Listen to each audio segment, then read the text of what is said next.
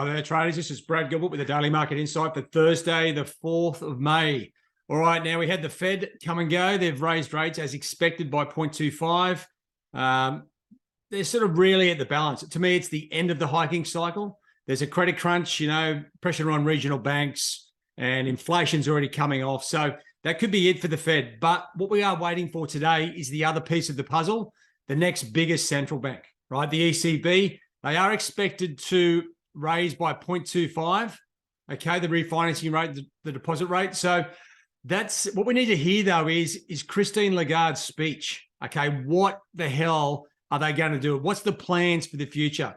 To me, at the moment, the major instruments are on hold, right? We've seen a little bit of a correction in the dollar index, okay? The euro's gone up a little bit.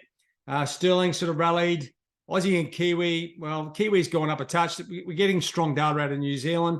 Dollar yen's drifted off, and you know what? If you have a look at dollar CAD, it isn't far away from where it was last week. So what we need clarity around what's happening with the dollar and euro, right? If we get clarity with euro or these two big central banks, then trading becomes a little bit easier. The equity markets, well, they didn't really like what the Fed was talking about. But there is still a lot of concern around the regional banking sector, the whole credit crunch that's going to create if a number of those crumble or tumble, I should say, and just trying to work out what's happening. The big mover has been oil, right? It's just got smashed down to 65.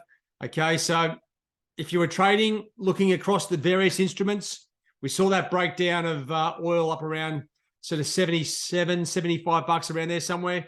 We've seen a few false starts, but now this is a real clean out to the downside. Looks like the market's been caught out. Outside of that, I'd be waiting today to see what the ECB have got to say, and that'll go some way to helping us work out where the next trading opportunities are. Okay, at the moment, as I said, the market's got half the story.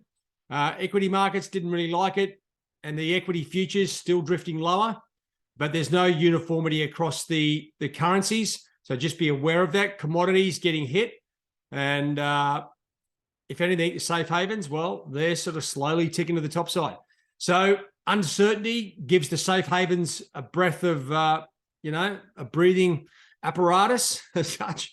But for me, you got to watch the ECB, and it's not about the interest rate hike. There is still some sort of slight expectation here in the market for, the top end of the range of 0.5%.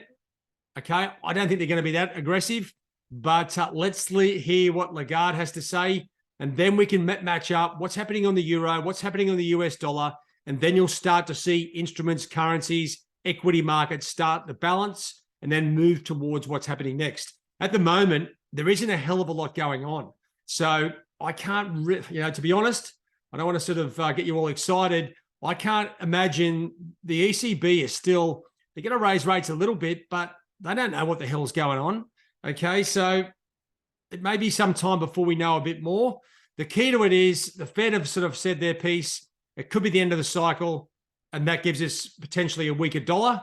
Okay, because that means we're a step closer to the US dollar cutting rates. We're a long way from that, but they'll be the first to cut. And that means a lower dollar in the long term. So you just have to wait for things to settle, right? This is the thing. Rushing in today is not the answer. You need to wait, see how things all settle. Then you look at and these charts here are all hourly charts. You need to come back to your longer term charts, factor in the new thinking and forward guidance from the Fed, see what the dollar's doing against other instruments, okay? And then potentially looking at commodities, equities, and so forth, and we'll piece it all together, right? So don't get frustrated. This is a part of the trading cycle, especially when we're not in a hiking cycle where they've hiked the hell out of the markets. Now we're going to wait and see the data drop. It's some time before that data really comes into play, right? And that's when it gets back closer towards their goals. So just keep an eye on the various bits and pieces coming out.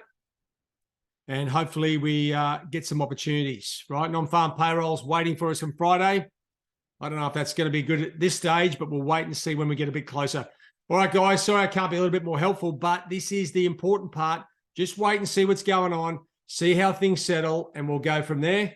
The markets here, well, equity's a little bit lower, not filtering through to here. So we've got a bit of discombobulation as all the big guys with all the cash try and work out where is the next trade here.